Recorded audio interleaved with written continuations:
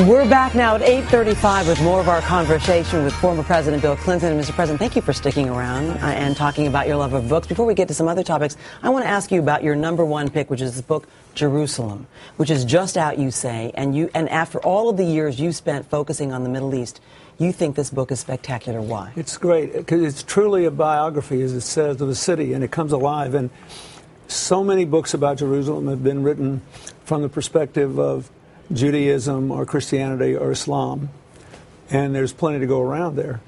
But he really tries to tell you what the life of the city has been like, from the temples of David and Solomon through Bethlehem, it's right next door, through how important it was to Christians, how it was the great scene of fighting in the Crusades, and why the Al-Aqsa Mosque and the Dome of the Rock, from which the Muslims believe Muhammad ascended into heaven, why it means so much to everybody, and why it's so spectacular. I mean, you fall in love with the city, and it breaks your heart that people can't make peace over it, because it's a treasure. It's a wonderful book. A biography of a city. It sounds, you make it so impossible not to pick that up. But I want to also ask you about something that you said in September. You said when everyone else counted Gingrich out, you did not. No. You said, don't count him out. And you also, having worked with him, I'm wanting to know, putting aside politics, do you see Newt Gingrich as a man who has the temperament, the leadership qualities to be president of the United States? That's what the presidential election's for. You find out a lot about people in the crucible of battle, and they're all turning on him now and running all these negative ads, and basically it's funny, they're basically doing to each other now, in a serial way, what they did to the Democrats in 2010. And then they fight back, and one rises and one falls. It's going to be interesting, because it appears that right now he or Governor Romney have the edge, and the one with the greatest resilience, with the ability to come back from adversity, will probably prevail. Perhaps one of the others will rise. But I think that will be the test. That's what these elections are for. They tell you a lot about people, and when you're just getting the living daylights pounded out of you and people count you out and you're down, gosh, I was pronounced dead more times than a cat has lives in 92. That's when you find the something people want in a president. So as we move forward then, do you believe that Gingrich deserved the credit that he's taking for balancing the budget when you were president?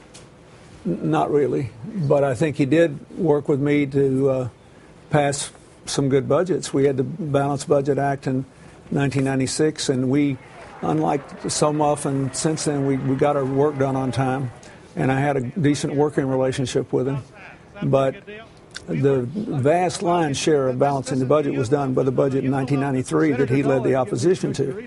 And 90% of the budget was balanced before the Balanced Budget Act was ever passed. So I noticed the other day one of the Republicans was saying why from 96 on, the government's tax cuts and investments actually added $10 billion to the debt. Well, that's true, but the reason is it didn't stop us from balancing the budget and running four surpluses is because of what we did in 93. But if I were in his position, I would be saying that, because it is true that we worked in a bipartisan fashion to pass 5 budgets, and they worked out pretty well for the American people. Okay, I hope you don't mind another left turn, because I'm going back to the books, and I want to ask you about a book about a president, about Abraham Lincoln, and that's one of your recommendations. And I'm wondering, because so many books have been written about this great man, why you chose this one written by David Herbert Donald. Well, David Herbert Donald first of all, was a magnificent historian who died in his late 80s a couple of years ago. And I knew him and admired him. But I've read just about all the Lincoln biographies.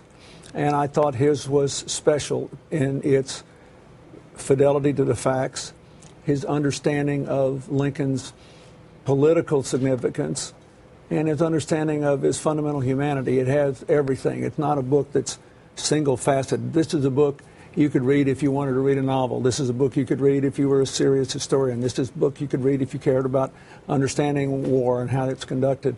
It's an astonishing book. And it came along near the end of Donald's career, and he was still full of juice, and he painted a magnificent portrait of President Lincoln. The Way of the World, which is a story of humanity, which is a very interesting topic in itself. What does that mean exactly, a story of humanity? This is a book I read several years ago, but I always recommend it to people because if you read it, it's like a one-volume short history of civilization, progress and setbacks and progress, and how the world goes forward. I always tell people to read that, and the book I recommended to everybody for years, Non-Zero, by Robert Wright, which explains how we avoid destroying ourselves at the last minute and have from time immemorial. But Fromkin's book is fascinating. For people that want to understand big historical events and how they shape the world we live in today, it's the best one volume that I know.